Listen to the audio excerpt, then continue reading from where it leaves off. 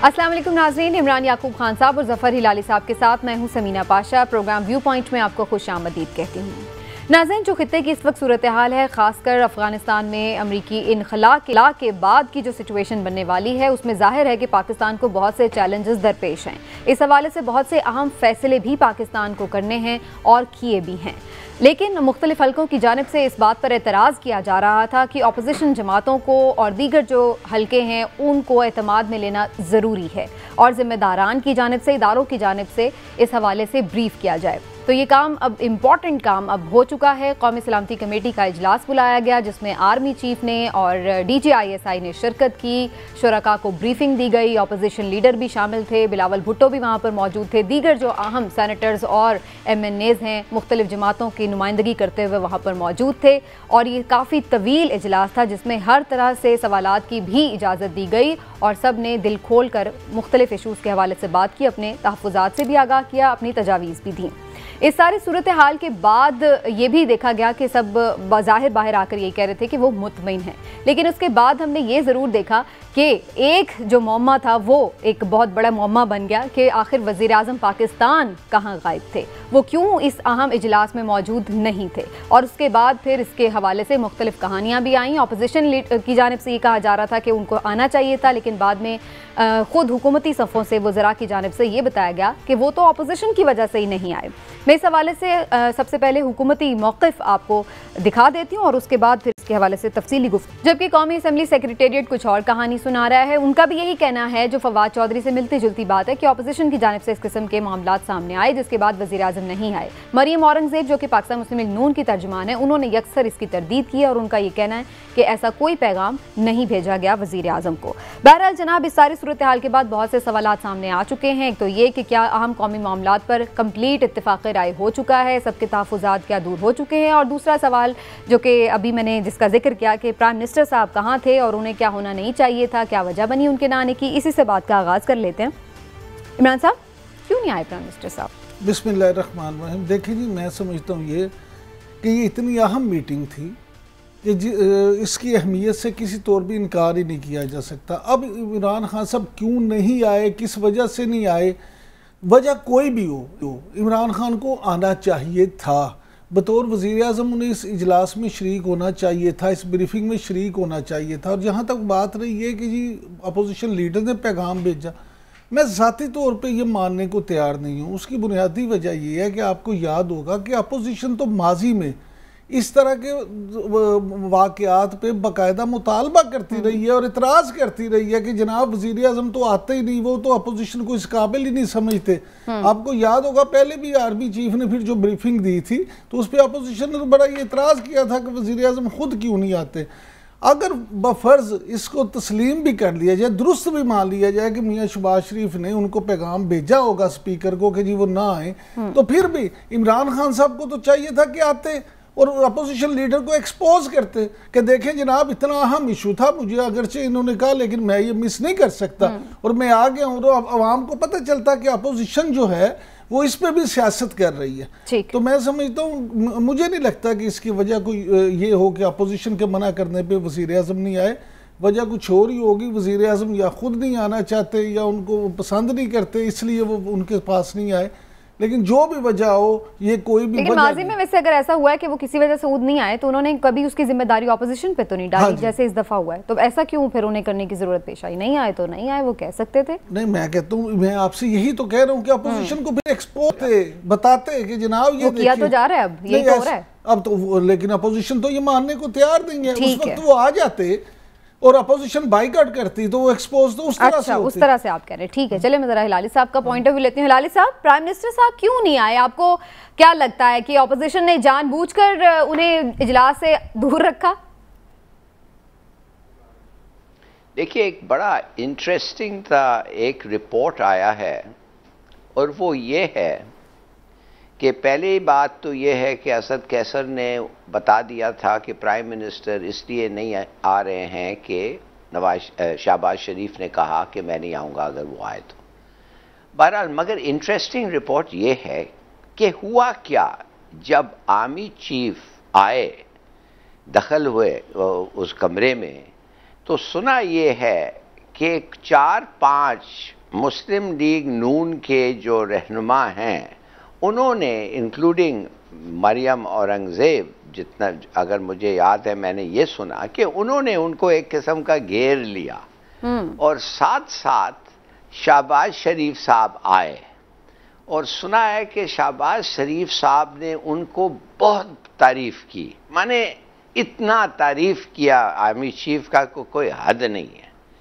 और वो ये 4-5 लोग इर्द गिर्द थे उनके और काफ़ी लंबी बात हुई उनसे और मेरे ख्याल में काफ़ी दिनों से शायद इनकी मुलाकात भी नहीं हुई थी और ये भी हमें पता है कि इनके मुलाकात होती रहती थी, इसलिए कि नून और बाजवा साहब का जो सोशल रिलेशंस थे वो अच्छे थे।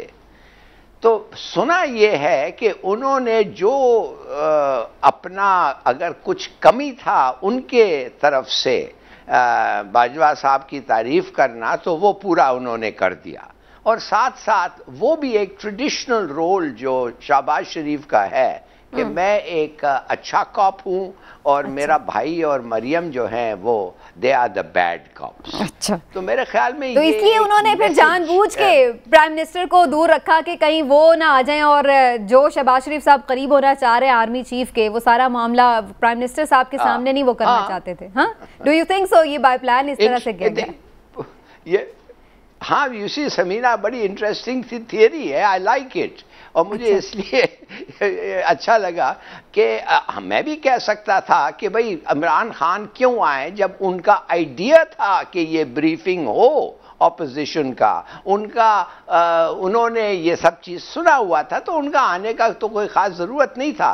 मगर ये जब मुझे पैगाम पहुंचा आई थॉट कि मैं आप लोगों को ये बताऊं, इट्स वेरी इंटरेस्टिंग। ठीक है, वेरी इंटरेस्टिंग। इमरान साहब के वैसे अभी सोचिए तो सही एक मिनट कि अगर प्राइम मिनिस्टर उधर होता तो एक बात तो पक्का है कि इतनी बातें नहीं हो सकती थी उनके दरमियान। दूसरी बात यह भी पक्का है कि अटेंशन इतना उनको नहीं मिलता।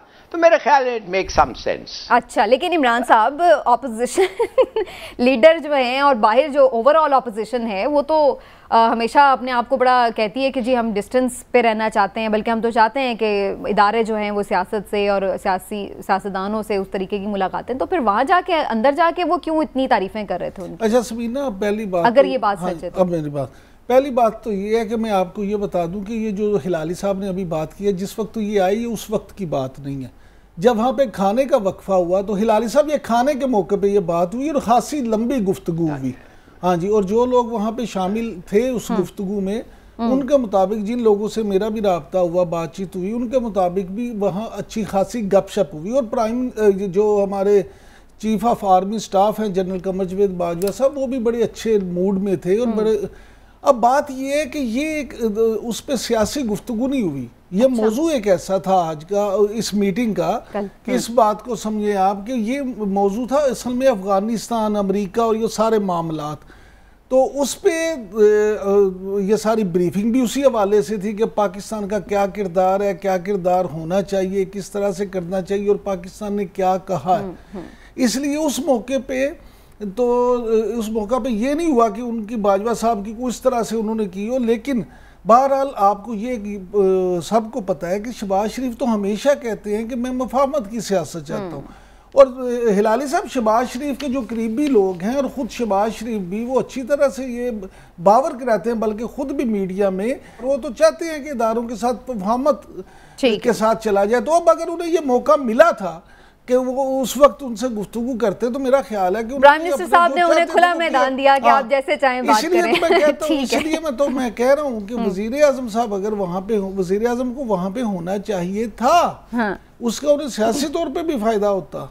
ठीक है, चलिए, लेकिन इसमें अब बात यह है कि जिसने जिसको भी स्पेस दी, जिस तरह भी हुआ मामला, लेकिन इवेंचुअली एक अच्छी चीज़ थी कि तमाम अपोजिशन को ऑन बोर्ड लेना चाहिए था। लेकिन अब सवाल दूसरा बड़ा ये है कि क्या तमाम अपोजिशन अब मुतमईन है और क्या इन मामलात पर जो कौमी सलामती के मामलात हैं इन पर मज़ीद हम सियासत होता देखेंगे आने वाले दिनों में या नहीं? शेख रशीद साहब क्या बता रहे हैं कि अब अपोजिशन और हुकूमत जो है एक साथ नई राह पर चलेंगे, सुनिए ज़रा।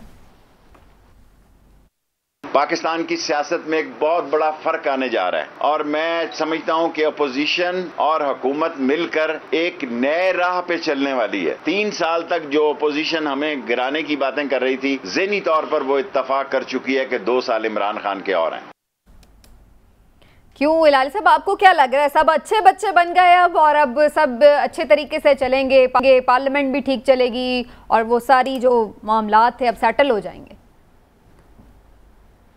देखिए समीना, कितना इंटरेस्टिंग ये मीटिंग था और एक लिहाज से बड़ा अच्छा था कि प्राइम मिनिस्टर नहीं थे तो लोग इनहिबिटेड नहीं हुए। देखिए मैं बताता हूं क्यों इंटरेस्टिंग था।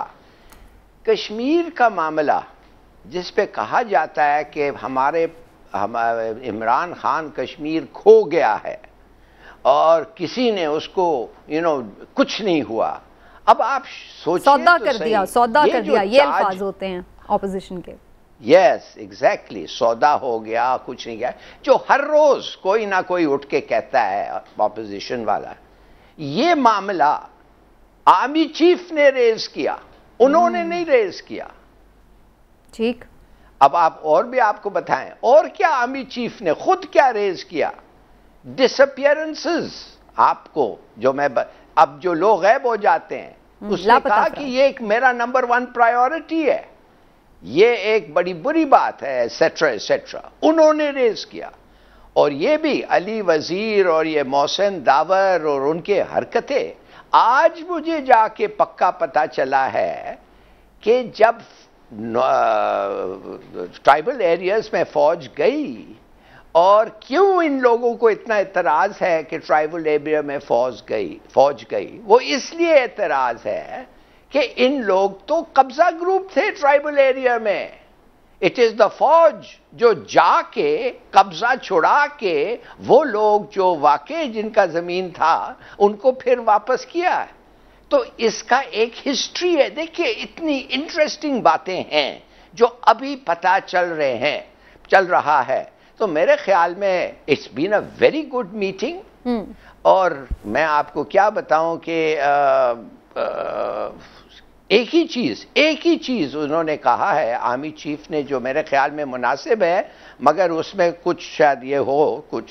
उन्होंने कहा कि देखिए आप बेशक मुझे गालियां दे दें, मुझे पर्सनली अटैक करें, ISI चीफ को नाम लेके अगर आप कहना चाहते हैं हमारे खिलाफ कह दें, मगर फौज को इस इदारे को जो आपके लिए जान देता है, दैट इज इम्परमिसिबल। ठीक, again something which I think कि हम सब शेयर। मैं हिलाली साहब बिल्कुल, मैं अभी मजीद भी आती हूँ, लेकिन इमरान साहब इसमें अब 2 पॉइंट है। एक तो ये किसका मतलब है, सियासतदान जो बाहर जिन चीज़ों पर खुद सियासत कर रहे होते हैं, मिसिंग पर्सन्स और ये वो इन मामलात के ऊपर फौज के ऊपर भी उंगलियां उठा रहे होते हैं वगैरह वगैरह, वहाँ अंदर जाकर वो खुद से इन चीज़ों पे पॉइंट रेज नहीं कर रहे, उस पर खुद आर्मी चीफ बात कर रहे हैं। तो इसका मतलब है कि उनकी बाहर की सियासत कुछ है और अंदर की कुछ और है।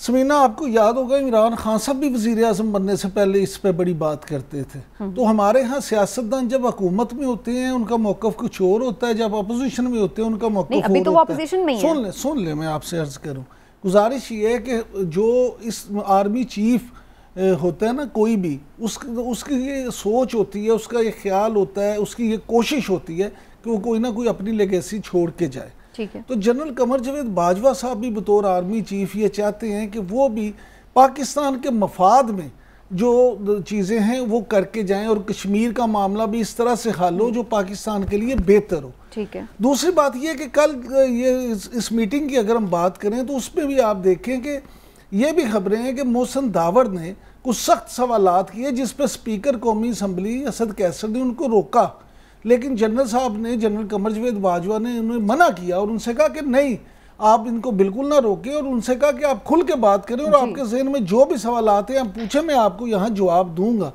और ये 8 घंटे ऐसे नहीं चली मीटिंग, ये 8 घंटे तक जो मीटिंग जारी रही या ब्रीफिंग जारी रही, इसमें जनरल कमर जावेद बाजवा ने अपोजिशन के तमाम लोगों के जितने भी सवालात थे, खदशात थे, जितनी बातें थी, उन पर बड़ी खुल के गुफ्तगू की है। ठीक है। लिहाजा अब मैं समझता हूँ कि बिलावल की तरफ से भी ये बात सुनने में आ रही है कि उन्होंने भी वजीर अली के हवाले से बात की थी कि अली वजीर के हवाले से भी कि भी उनके ऊपर जो मुकदमात हैं उनको भी विड्रॉ किया जाए और इस तरह की चीज़ें, जिस पर फिर जो हिलाल साहब बात कर रहे थे कि कब्जा वगैरह के हवाले से जो थी मुकदमात का जिक्र किया। मैं इसलिए कह रहा हूँ कि बातें हुई हैं। जनरल कमर जावेद बाजवा ने तमाम लोगों की बातें सुनी हैं, जो बाज़ लोग जो शामिल थे उसमें उनके मुताबिक तो सबसे पहले मुशाहिद हुसैन ने सवाल किया, फिर शहबाज शरीफ ने सवाल किया, फिर और लोगों ने, बिलावल भुट्टो ने सवाल किया, मुख्तलिफ लोग मुख्तलिफ सवालात करते रहे और जनरल साहब ने तमाम लोगों के ना सिर्फ जवाब दिए बल्कि अपनी पॉलिसी भी बयान की। और मैं समझता हूँ ये बड़ी अच्छी बात है।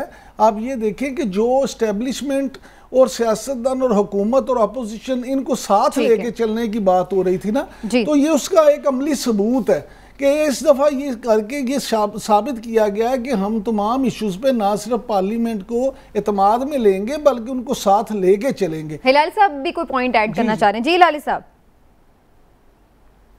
देखिए, मैं एक चीज़ कहूँगा कि ये बड़ी अच्छी बातें हैं, ये क्लैरिफिकेशंस, और बड़ा अच्छा है कि ऑपोजिशन, गवर्नमेंट इदारे सब मिलके एक अपने आप के सस्पिशंस और फियर्स को रिमूव करें, बड़ी अच्छी बात है। मगर मैं ये जानना चाहता हूँ, अमेरिकन ने हमें बताया है कि सिविल वॉर होने जा रहा है अफगानिस्तान में। अमेरिकन 4 स्टार जनरल जो कमांड कर रहा है, साथ साथ हम लोगों को पता चला है कि 7 lakh refugees first wave of the civil war में हमारे तरफ आएंगे। जी, इस पे क्या बात हुई भाई? सर सारी बातें तो नहीं सामने आएंगी ना, जो भी स्ट्रेटेजीज बनाई हैं, जो बताया गया है, बहुत सारी चीजें इन कैमरा है, बातें तो इन्हीं वालों से हुई है। नहीं, आई एम सॉरी, ये इन कैमरा बातें नहीं है, ये कोई सीक्रेट मामला नहीं है। अमेरिकन जनरल ने आपको कहा है, पूरे दुनिया को कहा है, और मैं जानना चाहता हूं आपकी क्या तैयारी है? क्या आप फिर खोल के पाकिस्तान को ये एक और इन्वेजन आ जाएगा जो हमारी सोसाइटी, कल्चर, एवरीथिंग तबाह हो जाता है? आपने देखा है इस मुल्क में कलाशनिकोव कल्चर और हर किस्म के वो जो हो रहे थे, क्या हुआ क्या नहीं हुआ, मिलिटेंसी। देखिए, आई वांट टू नो कि भाई तुम्हारे पास फैसिलिटीज इस मुल्क में नहीं है, फेंस खड़ा किया है आपने, क्या आप कौन से इंटरनेशनल इदारे को गए हैं और कहे हैं कि पैसे दो, प्रोटेक्शन दो, मेडिकल दो, एजुकेशन फैसिलिटीज, खाना और तैयारी, क्या किया है? चलिए, मैं इसका रिस्पॉन्स करना चाह रहे हैं। अच्छा हिलाली साहब, खाना जंगी के हवाले से, अफगानिस्तान में खाना जंगी के हवाले से, महाजरीन के हवाले से, और फिर हत्ता के इसमें कि महाजरीन के साथ उनके रूप में टीटीपी के जो लोग, जो दहशतगर्द इधर आएंगे, उनको किस तरह से ट्रीट किया जाए, ये सारे मौजूआत जो हैं उन पर बड़ी तफसीली गुफ्तगू हुई है। लेकिन आपको पता है कि स्ट्रेटेजिक पॉइंट ऑफ व्यू से बहुत सारी चीजें ऐसी हैं जिनको उन्होंने पब्लिक नहीं किया, इसलिए तो ये इन कैमरा इजलास रखा गया था, वरना तो फिर लाइव उस पे टीवी पे दिखा देते। सर अगर स्ट्रेटेजी सारी हिलाली साहब बाहर आ जाएगी तो फिर तो जो आने वाले लोग हैं वो उस हिसाब से स्ट्रेटेजी अपनी बदल भी सकते हैं। और हमें, मैं समझता हूं ये क्या कोई सीक्रेसी है? ये इस पे सीक्रेसी क्या बात है भाई? रेफ्यूजीज के बारे में सीक्रेसी क्या बात है? माने सीक्रेसी होता अगर आप सबको कत्ल कर देते फौरन, क्या कर रहे हैं आप? Not only about refugees sir, लेकिन जाहिर है हिलाली साहब सिर्फ एक बात तो नहीं है, लेकिन बात ये है कि मजमूई तौर पे देखा जाए तो हमें इस बात की तारीफ करनी चाहिए कि फौजी क़यादत ने सियासी क़यादत को पूरी तरह एतमाद में लेके ना सिर्फ ये कि उन हदशात पे गुफ्तगू की, बल्कि अपने इक़दामात से भी आगाह किया कि हमने, उन्होंने यानी स्ट्रेटेजी क्या बनाई है, और इस पे सियासतदानों से भी उनकी राय ली कि बतौर अपोजिशन आप भी हमें बताएं कि आपकी क्या तजावीज़ हैं, हमें इसमें क्या मजीद कोई चेंजेस करनी चाहिए, या आपके ख्याल, बल्कि कुछ चीज़ें तो सामने आई भी हैं, जैसे कि अभी ये इस हवाले से जो अपना पॉलिसी स्टेटमेंट 2-3 चीज़ें बड़ी क्लियर बताई गई हैं इजलास में। एक तो ये कि पाकिस्तान किसी के भी फेवर में नहीं है, तालिबान हो या अफगान गवर्नमेंट, जो अफगान अवाम जो इलेक्ट करेंगे हम उनके साथ होंगे, जो भी आ जाए, लेकिन वो प्रोसेस के थ्रू आ जाए। और एक ये कि अफगान सरजमीन हम के खिलाफ हम कोई जो चीज़ है अपनी सरजमीन उसको इस्तेमाल होने नहीं देंगे। 2-3 चीज़ें तो बड़ी कैटेगोरिकल सामने आ गई हैं। आपको सिर्फ एक चीज़ समझनी चाहिए कि इंटरनेशनल क्राइसिस ग्रुप की जो अभी रिपोर्ट आई है 2 दिन पहले, उसके मुताबिक भी, उस रिपोर्ट में भी उन्होंने कहा है कि तालिबान पे इस वक्त अब पाकिस्तान उस तरह से कंट्रोल नहीं रखता।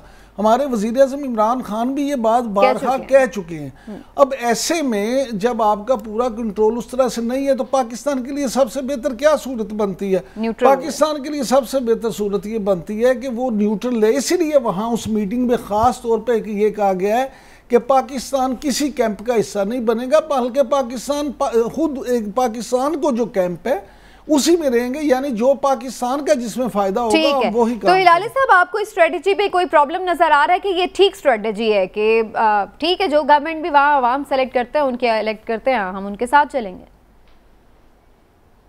देखिए, इस पे ये कहने की कोई बात है? ये तो कब से हमें पता है और कब से हम ये कह रहे हैं नो फेवरेट्स, नो, हमारे कोई घोड़े नहीं दौड़ेंगे, ये वो। मैं स्पेसिफिकली जानना चाहता हूं कि हमारा स्ट्रैटेजी, और ये वॉर स्ट्रैटेजी नहीं है, ये कोई स्ट्रैटेजी नहीं है, ये एक सिंपल सिविलियन स्ट्रैटेजी है।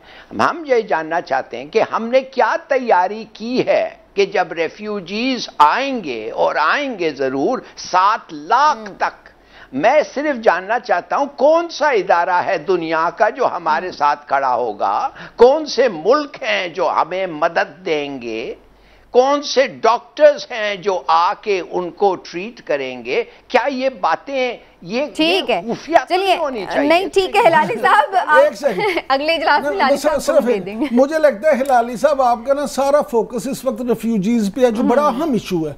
लेकिन अब हम रिक्वेस्ट करेंगे हिलाली साहब, हम रिक्वेस्ट करेंगे कि ऐसी कोई ब्रीफिंग हो जिसपे आपको खास तौर पे बुला के तो इस पे ब्रीफ किया जाए कि रेफ्यूजीज। मैं तो कह रही हूं हिलाली साहब की भी ताकि जो बड़ा सीरियस क्वेश्चंस है। अच्छा, लास्टली बस मुझे उसको वाइंड अप भी करना है। इमरान साहब, अब हम ऑपोजिशन की तरफ से ये बातें सुनेंगे कि कश्मीर बेच दिया, अफगानिस्तान के हवाले से कोई तैयारी नहीं है, ये वो, या अब ये इस मामले पर कम अज कम सब एक पेज पर हैं, ऑपोजिशन, हुकूमत, इदारे?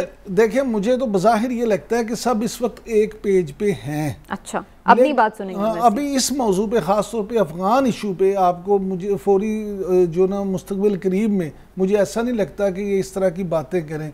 लेकिन पाकिस्तानी सियासत में कोई भी चीज़ हरफ आखिर नहीं होती।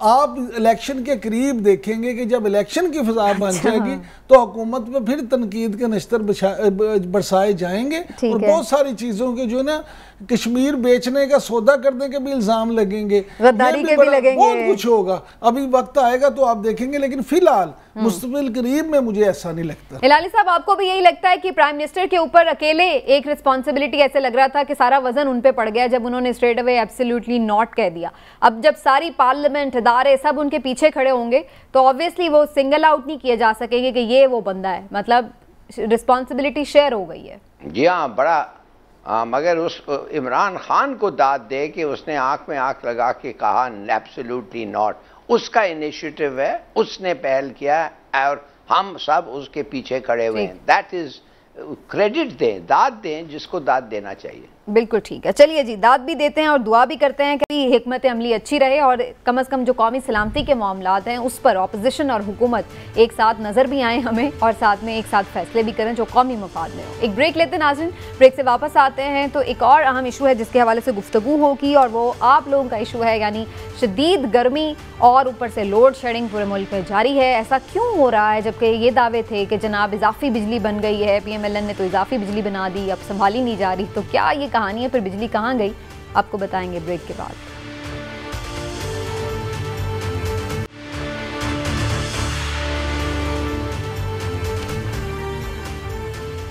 हम तो हमेशा इस हुकूमत से यही सुनते रहे कि जनाब बिजली के बहुत महंगे और ज़्यादा कारखाने लगाए गए हैं PMLN के दौर में, अब ज़्यादा बिजली बन रही है, तरसील का निज़ाम उतना नहीं है।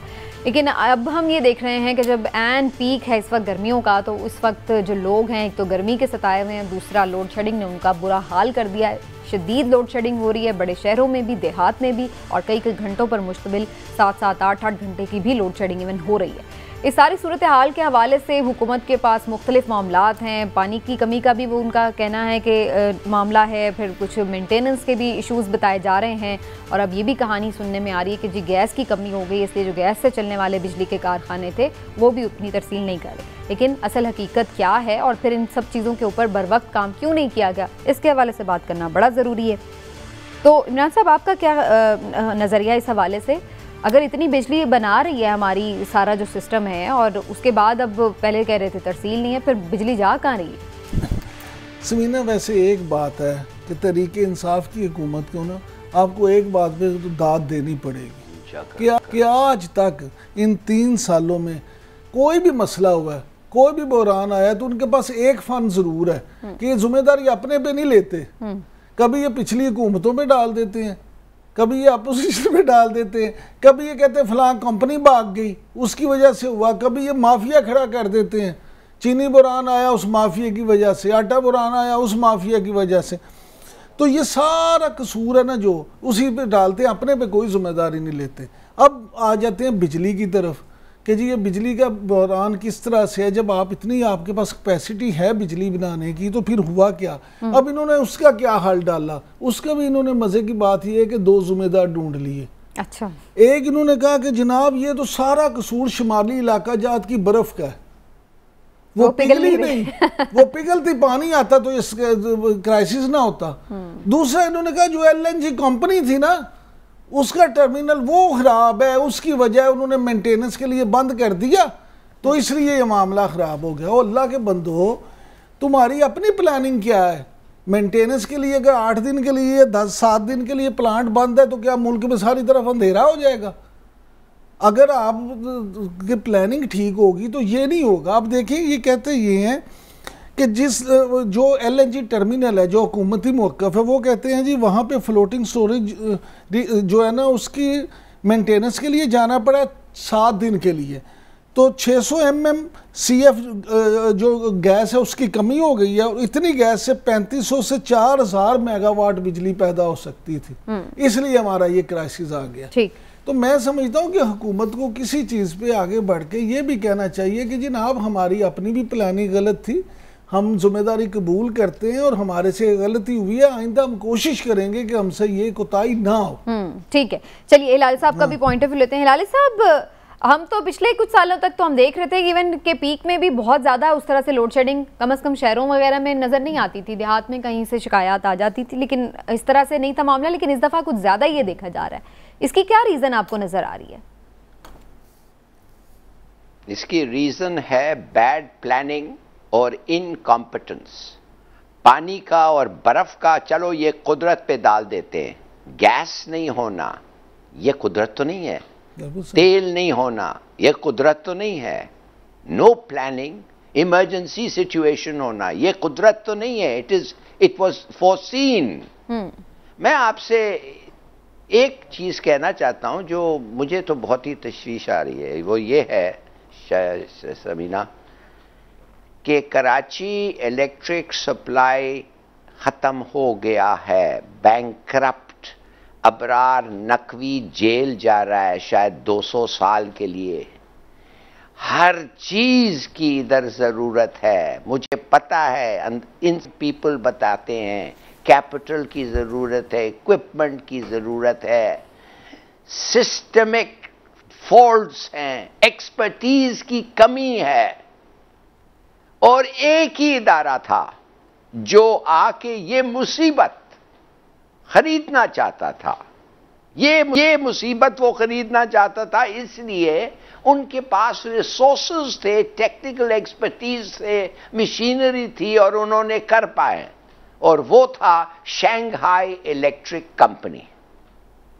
और क्या हुआ मैं आपको बता रहा हूं, जो आपको हमारी गवर्नमेंट नहीं बताई और जो हम नहीं ज्यादा पढ़ते रहते हैं, वो ये हुआ कि अमेरिका जो है, अमेरिका चाहता नहीं है कि हमारे मुल्कों के तरह ऐसे जगहों में चाइना आके अपने ये चीज इन्वेस्टमेंट करें। अच्छा। इसलिए कि उसको खतरा है कि अगर चाइना आके ऐसे चीजें इन्वेस्ट करेगा तो चाइनीज इन्फ्लुएंस बढ़ जाएगी।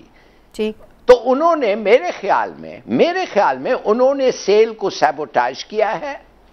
मुझे पता है कि बहुत सारे लोग थे, बहुत खुश थे कि एक अच्छा कंपनी आके ये सब चीजें बदलेगा, मगर कैबिनेट मीटिंग वो सैबोटाज हुआ है। वो कोई हमें पता नहीं चला कि क्यों एक बड़ा जबरदस्त किस्म का ऑफर रुक गया है, कोई एक्सप्लेनेशन नहीं है। तो मैं समझता हूं कि ये इकोनॉमिक हिटमैन, ये अमेरिका शुरू हो गया है।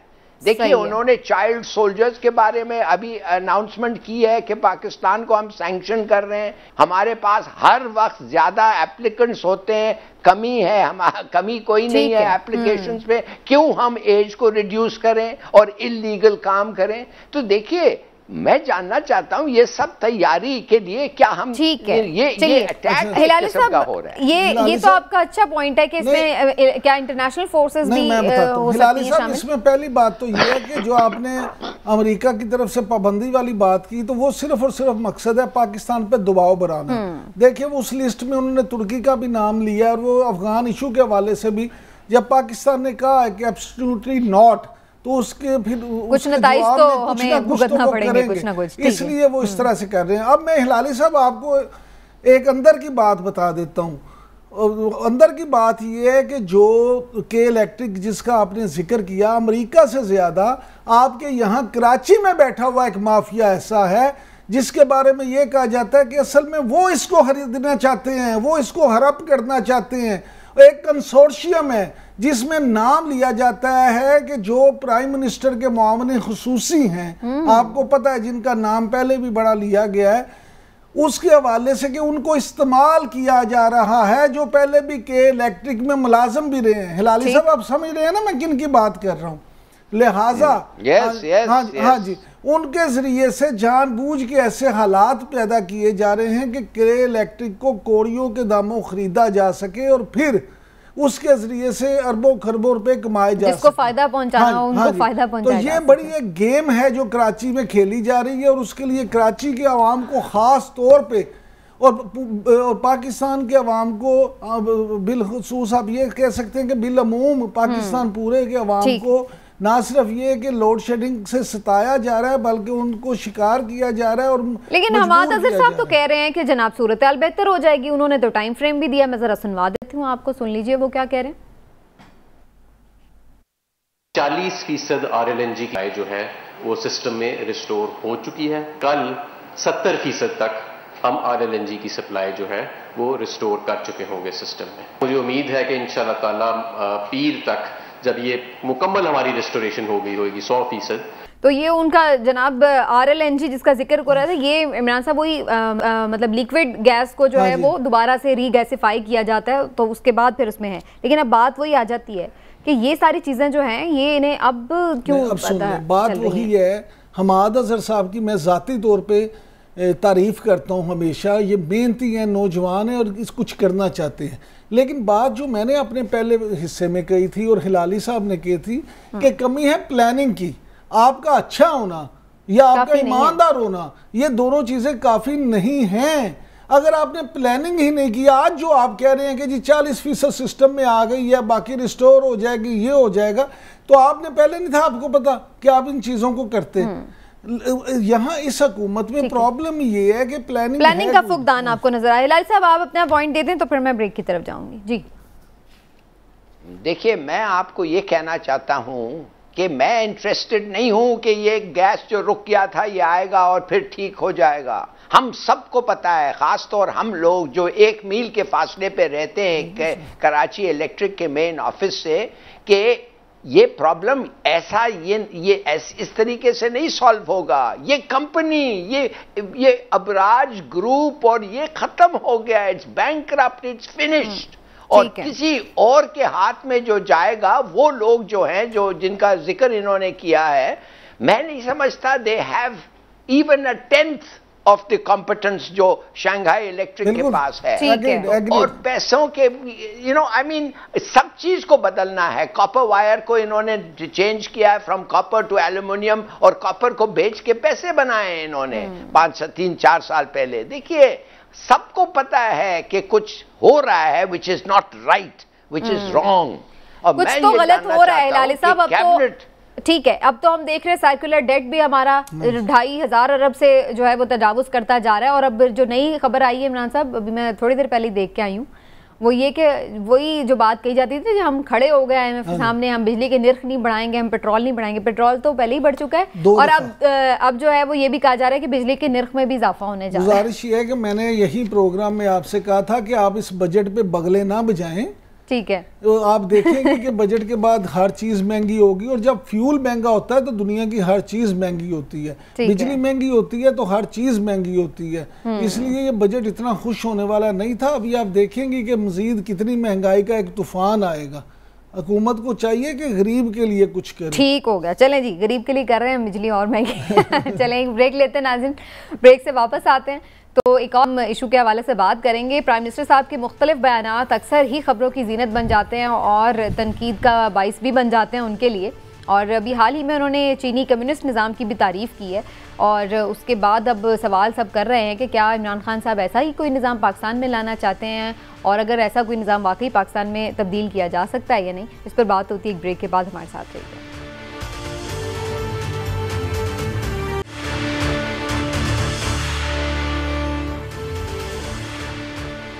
वेलकम बैक नाज़रीन। प्राइम मिनिस्टर इमरान खान साहब का चाइना के जो मुख्तलिफ सहाफ़ी हैं उनको इंटरव्यू जो उन्होंने दिया उस पर उन्होंने बड़ी तारीफ़ की चाइना की कम्युनिस्ट पार्टी के हवाले से जो निज़ाम है उसकी, और कहा कि जी बड़ा ज़बरदस्त है और इसने जो है तमाम जो मगरबी जमहूरियतें हैं उनको शिकस्त दे दी एक तरह से।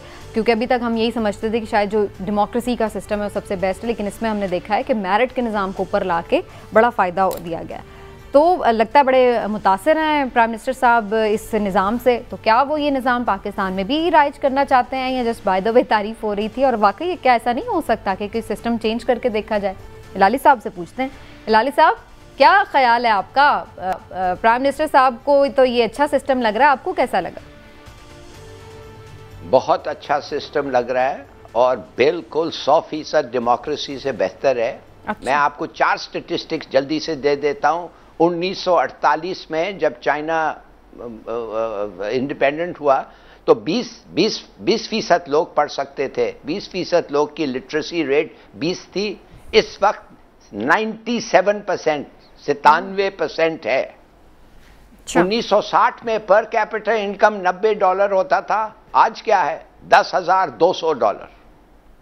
चाइना की इकोनॉमी 2028 में अमेरिका से बड़ी हो जाएगी, ज्यादा होगा उनके पास। और आज चाइना जितना पैसा कर्ज देता है, क्रेडिट देता है दूसरे मुल्कों को, वो IMF, वर्ल्ड बैंक और पूरी दुनिया को मिला के इंक्लूडिंग द यूनाइटेड स्टेट्स उससे भी ज्यादा है।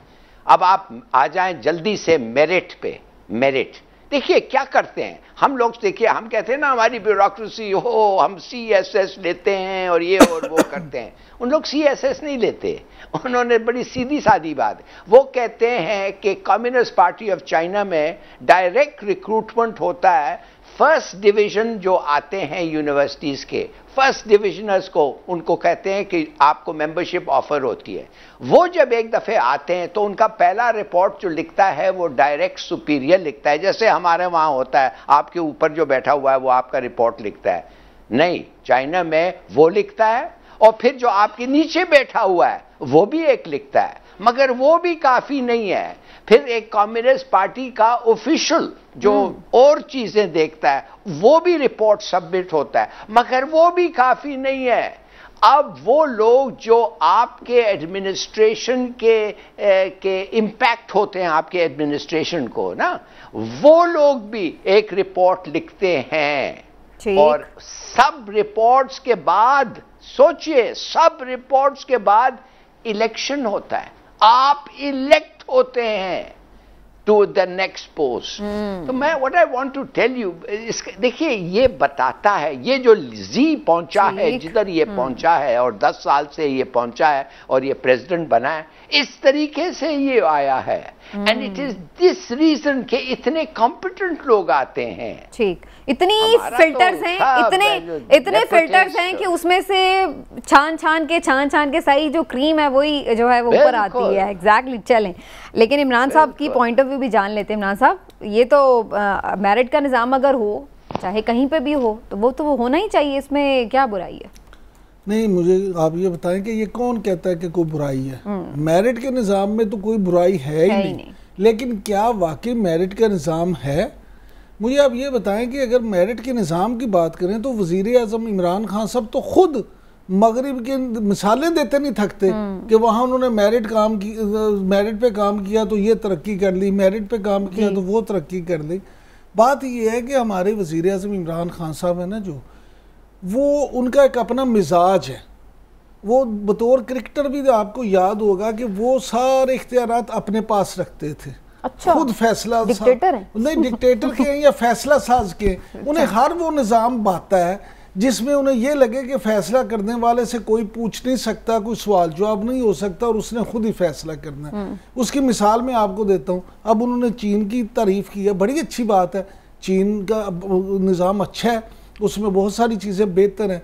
इससे पहले उन्हें महातीर मोहम्मद अपने हीरो नज़र आए थे, उन्होंने कहा मलेशिया का मॉडल बड़ा अच्छा है। फिर उन्हें मोहम्मद बिन सलमान बड़े अच्छे आए, उन्होंने कहा जो उन्होंने अपनाया है ना काम तरीका करप्शन के खात्मे के लिए, वो अपनाना चाहिए। फिर इन्हें तैयब अर्दगान भी बड़े पसंद आए और उन्होंने कहा कि तुर्की का जो निज़ाम है ना उसमें बड़ी बेहतरी है। मैं कहता हूँ सब में कुछ ना कुछ बेहतरी होती है, लेकिन क्या हमारे यहाँ हमने वाकई को कोशिश की है निज़ाम में बेहतरी लाने की? एक तो निज़ाम आप भूल गए, रियासत मदीना, जिसका वो बार बार जिक्र करते हैं। उसमें अभी आने लगा मेरिट के बाद। 74 साल हो गए हमने ब्यूरोक्रेसी, जो बरतानिया ने कॉलोनी निज़ाम बनाया था, उसके बाद क्या हमने उसमें कुछ अमेंडमेंट की? CSS हो या मुकाबले का कोई भी इम्तहान हो, हमने वाकई उसके बाद ये कोशिश की कि हम मेरिट पे अगर कोई चीज़ें आए तो उनको किस तरह से लेके चलना है? कुछ नहीं किया, अमलन किसी ने भी कुछ नहीं किया। रियासत मदीना की जो आपने बात की, वज़ीर आज़म हमेशा रियासत मदीना की बात करते हैं, लेकिन इन 3 सालों में हमने एक कदम भी उधर बढ़ाया या सिर्फ बात ही की? वज़ीर आज़म इमरान खान साहब की सोच बड़ी अच्छी है, मैं उनकी तारीफ करता हूँ कि वो चाहते हैं कि मुल्क में एक अच्छा निज़ाम बने, लेकिन कोई भी सियासी निज़ाम ऐसा नहीं होता जिसको आप ला के 100% अपने यहाँ नाफिज कर दें। आपको अपने मिजाज के मुताबिक, अपने रहन सहन के मुताबिक उसमें अमेंडमेंट्स करना पड़ती हैं। वहाँ पे चीन की आखिरी बात सुन ले, चीन की आप बात करते हैं, वहाँ 90% लोग जो है वो सिर्फ चीनी है, वो 96% एक ही कौम बसती है, 96%। ठीक है। अब होता ये यहाँ पे कोई सिंधी कहलाना फख्र महसूस करता है तो कोई पंजाबी, कोई बलोची कहलाने में फख्र महसूस करता है तो कोई पठान। मैंने वाकफा ने हाल भी ले ली, लेकिन मैं शॉर्ट सा एक कमेंट ले लूँ। लालिस साहब, ऐसा नहीं हो सकता हर निज़ाम की जो अच्छी चीज़ है वो लेके हम अपना एक सिस्टम डेवलप कर लें? इसमें क्या बुराई है कि अगर हम हर निज़ाम में से कोई अच्छी चीज़ निकाल लें तो? नहीं, देखिए, सीधी सादी बात यह है कि आप इस मुल्क में अभी बेसिक चीजें नहीं कर सकते हैं। आप टैक्स नहीं कलेक्ट कर सकते हैं, आप जस्टिस, इंसाफ नहीं डिलीवर कर सकते हैं, खाना और कपड़ा और ये वो सब छोड़ें। कहने की बात ये है कि आप मेरिट, ये ठीक कह रहे हैं इमरान खान, ये सब छोड़ें, मेरिट पे कंसंट्रेट करें, फिर ईमानदारी आएगी। अगर मेरिट हो और ईमानदारी है जो आप पे थे, चलिए आपने मेरिट की बात की है, ठीक है, मेरिट की आपने बात की, लेकिन ब्यूरोक्रेसी में तो कुछ और ही सुनने का है। इमरान साहब, आज वाकफा ने हाल की खबर भी इसी हवाले से है। असल में अब टाइम बहुत कम रह गया। वाकफा ने हाल ने जो खबर दी है उसके मुताबिक ये है कि पंजाब में ब्यूरोक्रेसी के हवाले से वज़ीर आज़म इमरान खान साहब को ये बताया गया है कि पंजाब में इसलिए आप डिलीवर नहीं कर पा रहे कि जो पिछली हुकूमत में मनपसंद ओहदों पे तैनात रहने वाले अफसर थे वो अब भी मनपसंद ओहदों पे लगे हुए हैं और वो पिछले हुक्मरानों को मुखबरियाँ करते हैं जाके और वो हुकूमत को डिलीवर नहीं करने देते। लिहाजा इमरान खान साहब ने इस पे खुफिया इदारे जो हैं, ख़ास तौर पे सिविलियन एक खुफिया इदारा, उसको ये टारगेट दिया कि उनके ख़िलाफ़ पूरी उनकी डायरी बना के, चीज़ें बना के वज़ीर आज़म को पेश की जाएँ। और अब जो ब्यूरोक्रेसी है, ख़ास तौर पे पंजाब की सीनियर ब्यूरोक्रेसी, उसके खिलाफ शिकंजा कसा जाएगा और उनके खिलाफ एक एक्शन मुतवक्को है। और आप ये देखें कि अभी नैब ने जो CM के प्रिंसिपल सेक्रेटरी उस्मान बुज़दार साहब, वो भी इसी की कड़ी है, उनको भी बुला लिया। तो अभी आप मजीद भी देखेंगे कि काफ़ी चीज़ें। चलिए जी, वक्त खत्म हो गया नाज़रीन प्रोग्राम का। इंशाल्लाह फिर आपसे मुलाकात होगी। अपना ख्याल रखिए, इजाज़त दीजिए, अल्लाह हाफ़िज़।